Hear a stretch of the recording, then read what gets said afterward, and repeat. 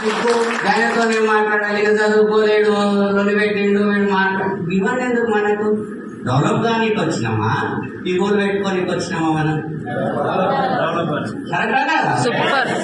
ఈ గోల్ పెట్టుకోండి, కానీ సంపాదించినాక పెట్టుకోండి.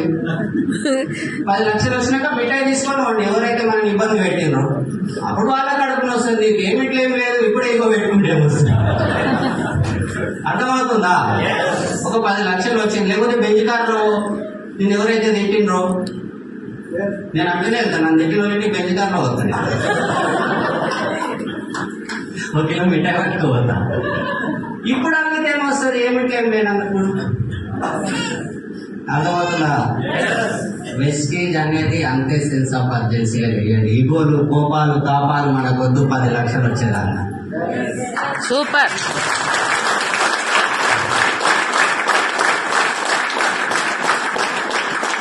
ఎందుకు వస్తున్నాం? స్టార్టింగ్ లో ఒక మాట అనుకున్నాం, నాలాగా ఏ ఆపద వచ్చినా ఆ ఎత్తుకు ఎదగాలంటే ఫస్ట్ అంతా కరెక్టా?